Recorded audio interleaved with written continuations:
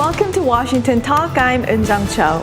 The Trump administration laid down the markers for North Korea to meet, while stressing the U.S. is willing to reciprocate and fundamentally transform the bilateral relationship. Meanwhile, top intelligence chiefs told Congress that North Korea is unlikely to give up its nuclear weapons. We find out what all these mean for the second summit.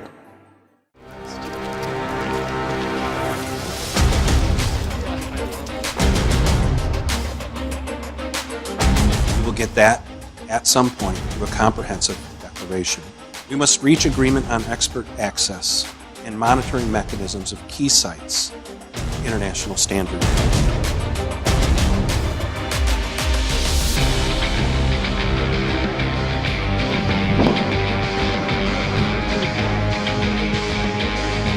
Kim Jong-un.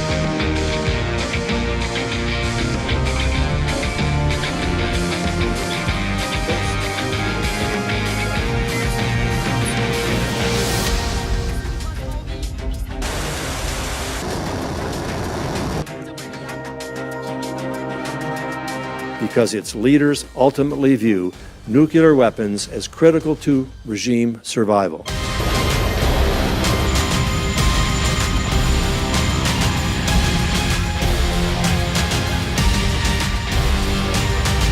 meeting with North Korea, the date, the exact date, and the end of February.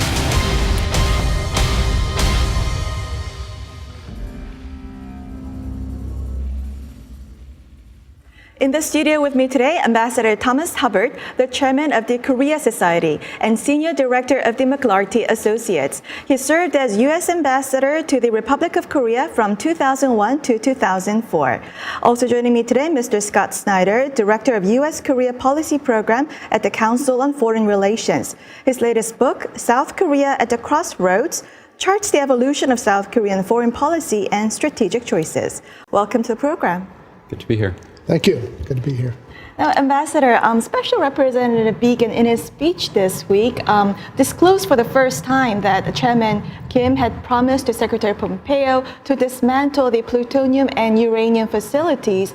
And why do you think he reminded this commitment at this time, right before the working level talks? Well, one, I think he wanted to make it public in the United States that we had indeed been asking for the full abandonment of North Korea's nuclear weapons programs, and we realized that includes programs based both on plutonium and on uranium. The North Koreans have said less about that in their own statements.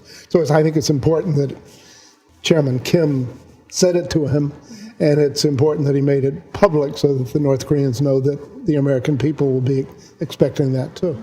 And why is uranium being in there very important? Well, because the first program we addressed, and in many of our agreements, we directly addressed the plutonium part of the program in Yongbyon.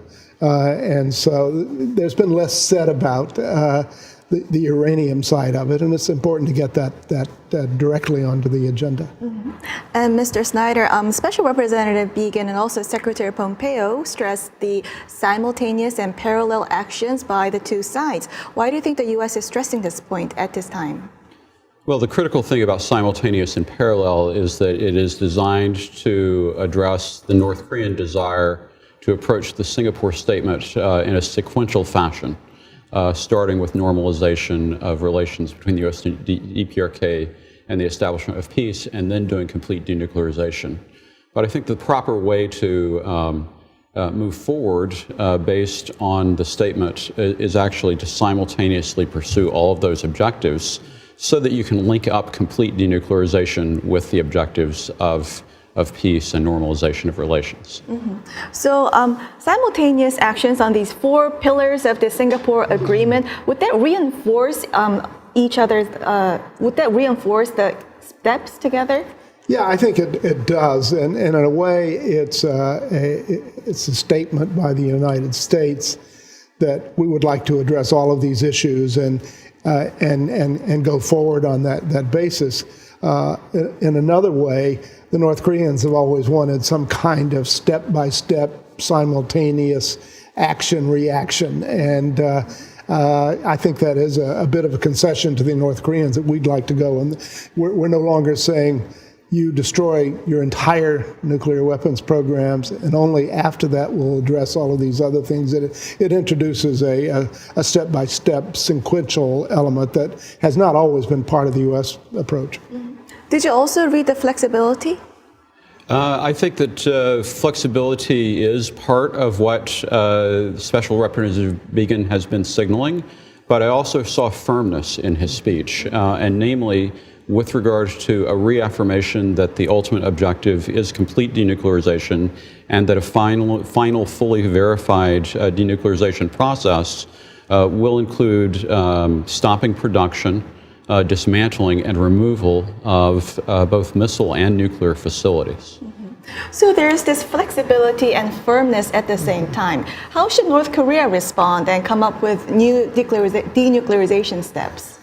Well, we hope they begin to take some concrete steps that are verifiable. And what we've had since Singapore is a lot of sort of promises, a lot of words indicating a willingness to denuclearize the entire Korean Peninsula. But we haven't yet seen many concrete steps, so I think it's time for that. And reportedly, United States and North Korea will first focus on dismantling Yongbyon nuclear facility. And North Korea has been adamant that U.S. first take reciprocal actions first. So if North Korea has decided to take actions on Yongbyon at this point, what do you think has prompted North Korea to change its calculations? Well, I don't know yet whether we see much of a change in calculation. I think that what we see is the North Koreans offering Yongbyon as a starting point rather than offering a declaration as a starting point. And then the big question from the Pyongyang summit is, well, what would the U.S. do in return? What are the corresponding measures? And so that is really about what specifically will the U.S. put on the table that would correspond with the steps that the North Koreans have indicated they would be willing to take with regard to Yongbyon. And then also Special Representative Began essentially indicated that Yongbyon is a first step. There is an expectation that North Korea eventually will do and more, addressing the fact that Yongbyon is not the only place where North Korea is engaged in nuclear development. Mm-hmm. And Special Representative Began said the working level talks will chart out future roadmap of negotiations and declarations. And that sounds to me like a partial and incremental declarations adding up to a comprehensive declaration. Is this a good approach to receive declaration from North Korea? Well, I think what I see happening and read from Began's speech is one, we're not going to insist on a declaration as the first step on that process. It will come somewhere along the way after a number of discussions. I think the agreement to begin having working level talks is very important. There's been very little organized negotiation on what actually will be in the agreement as we move along the process. So I think it's very significant that Began now has a counterpart in North Korea, and that they will sit down and do organized negotiations. Just to add, though, on that I think that Began's speech also indicated that we're really at the beginning of a process, and there is a lot of work to be done. And, the main failing of the Singapore summit was that we failed to marry symmetry with the process. And here we are weeks in advance of the next summit, and Began is there trying to negotiate and agree with the North Koreans on the process that is going to be necessary and really should be one of the major deliverables from a second summit. It's the process that we should have gotten after the first summit that is absolutely essential to get as a product of the second summit. And intelligence chiefs this week said that North Korea is not likely to give up its nuclear weapons. And Special Representative Began said intelligence analysis divorced of policy is incomplete picture. What is your take?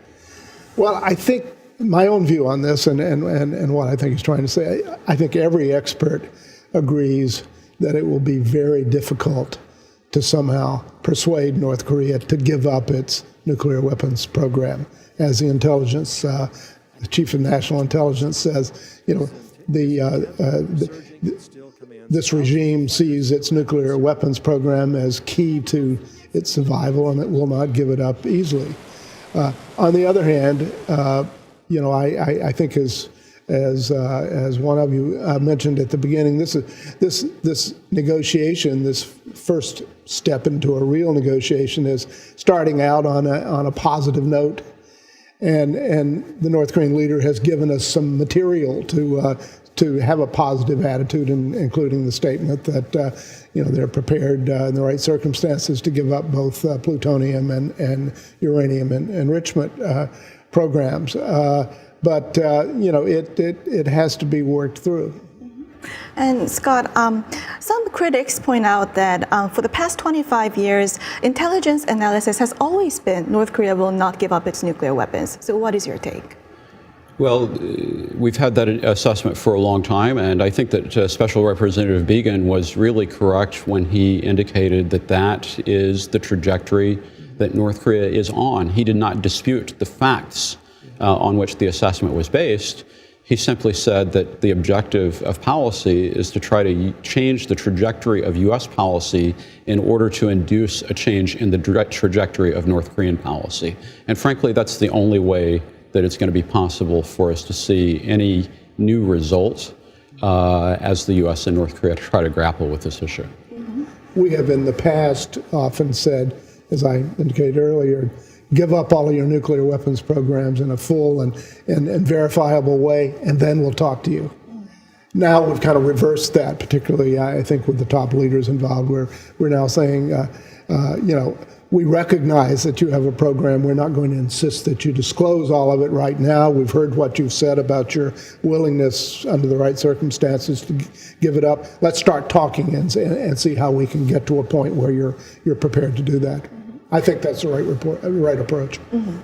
And President Trump said early next week the location and the date for the second summit will be announced. And he's been expressing a lot of positive messages about North Korea. Do you think this has helped keep diplomacy with North Korea afloat? Well, this is President Trump's unique style, and sometimes it feels like he's going a little bit too far when he talks about his love affair with Kim Jong-un. But I think that we have to recognize that the innovation that President Trump has brought to this process is the leader-led process. And certainly the exchange of letters is a major component of it. It makes the job of analysts like me a lot more difficult because we don't know necessarily what is in those letters. But also the critical thing is that it's not just going to take letters.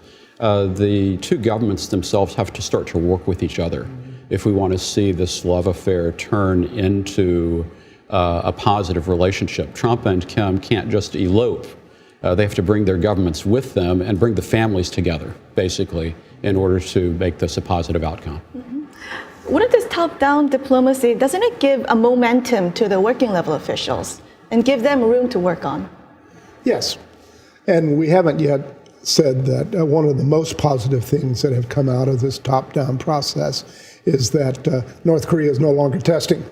It's been more than a year since they've tested a nuclear device or a long-range missile, and that creates a positive atmosphere in which we can try to move forward on the on concrete steps that will assure that this peaceful atmosphere continues into the future. Mm-hmm. So if North Korea brings Yongbyon to discuss, would that be considered tangible?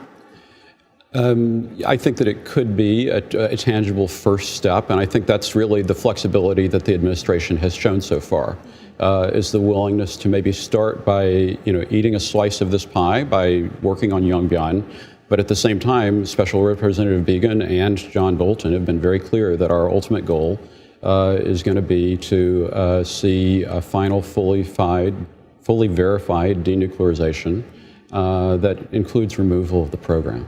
So you were directly involved in the talks in the past. Do you agree that the Trump administration now currently has a very unique opportunity to solve this problem once and for all? Yes. Again, I share the intelligence estimate that the North Koreans are most unlikely to to give up their nuclear weapons programs.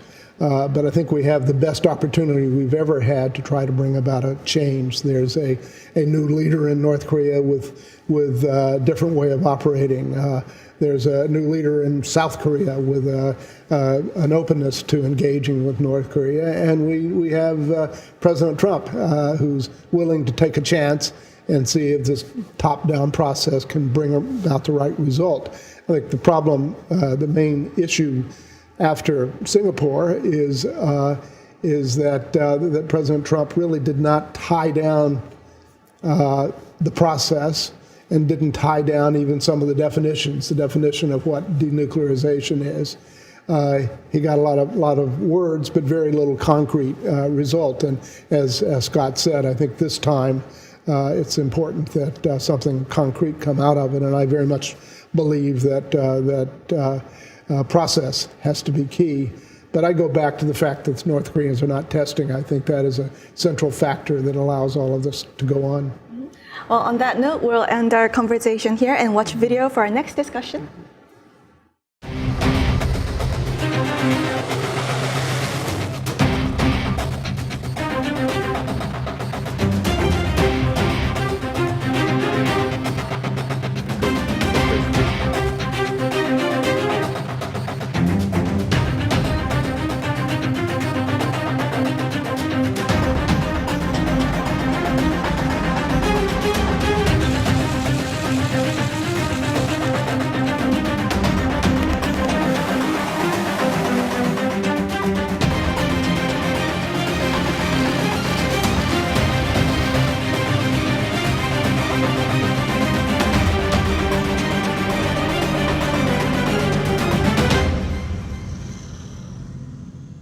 Negotiations on cost sharing for U.S. forces in South Korea are at a deadlock.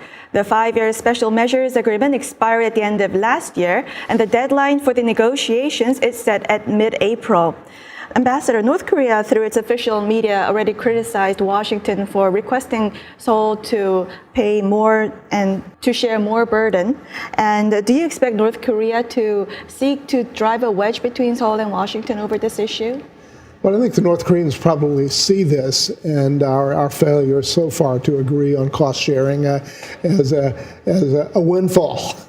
It helps their effort to drive a wedge between the U.S. and South Korea, and it embarrasses South Korea that they're being pushed around by Americans, and so it's an unfortunate time for this impasse to occur. Mm-hmm. And Mr. Snyder, do you expect the current impasse in the negotiations could impact the denuclearization talks? Well, I thought Special Representative Began was interesting yesterday, where he explicitly indicated that he perceived the cost-sharing issue as a separate issue from the denuclearization issue. And that was an important thing for, I think, us to hear. But of course, people are still wondering in Trump's mind whether they could be linked in some way. But the main point really is that this is a normal issue that we face in the alliance on a regular basis. It's about figuring out the valuation of the respective contributions. And frankly, it is an issue that I think that the governments should be able to resolve separate from the denuclearization issue. And it may take Trump and Moon to resolve it at this point, but I think that it is now just a matter of price, and they should be able to agree on a price. Mm-hmm. Some people actually do worry, as Mr. Snyder said, that this could be linked to the possible drawdown of U.S. troops in South Korea. How do you see it? Could that be linked? Well, I think there are a lot of things going on in President Trump's mind as he views this issue in South Korea. He is pressing all of our allies to pay more, pressing NATO, pressing Japan, pressing South Korea to pay more to share the cost of our defense. The president also would like to reduce the number of U.S. forces stationed abroad. He sees that an expense. He sees exercises as an expense, and so he's trying to do that as a separate issue vis-a-vis our ally, the ROK. The I think he has it separately in his mind from the North Korean effort, although it did come up in Singapore and may well come up in future talks. But I think in South Korean minds, South Koreans, many South Koreans, I think, are worried that Trump may, in negotiations with North Korea, agree to do too much that might harm our alliance. That is, reduce forces, reduce exercises, and that's being kind of caught up in the other exercise of getting our allies around the world to pay more, and this is unfortunate timing. One additional factor that I think is important to consider here is that the impasse over burden sharing has also, and the concerns that Trump might trade away the troop presence for some kind of denuclearization, is that it's induced pushback in Congress. And so we see legislation, I think, from Senator Cory Gardner and some other expressions of trying to reiterate conditions for a U.S. military withdrawal from Capitol Hill. And so that's an important signal to the president that there is a limit to how far the Congress is going to be willing to go on that.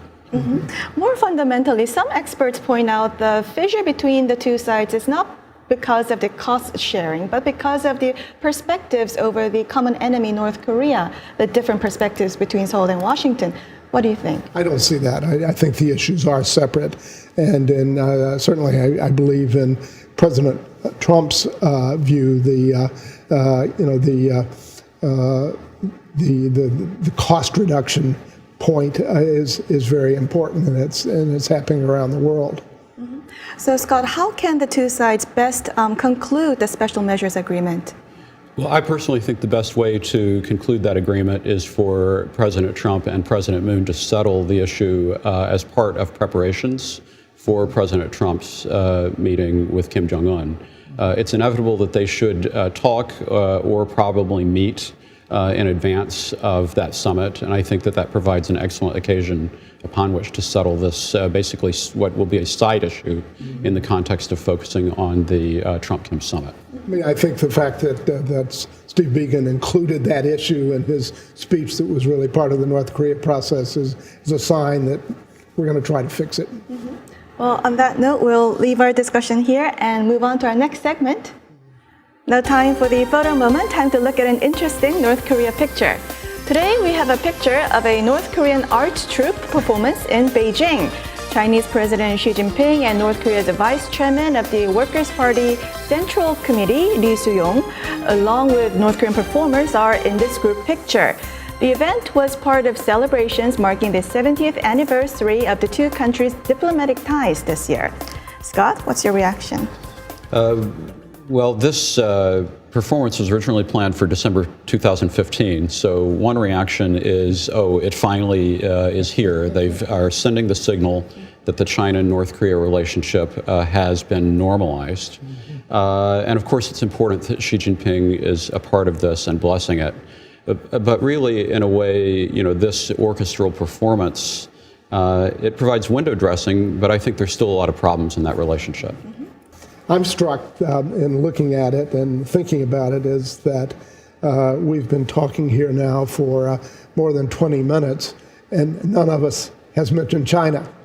If we'd had this discussion a year ago, we would be talking a lot about China's role in North Korean denuclearization, how they can operate. I think it's both a sign that, in a way, that China has recognized the importance of reaching out to Korea, both Koreas, as a part of its own approach to the region.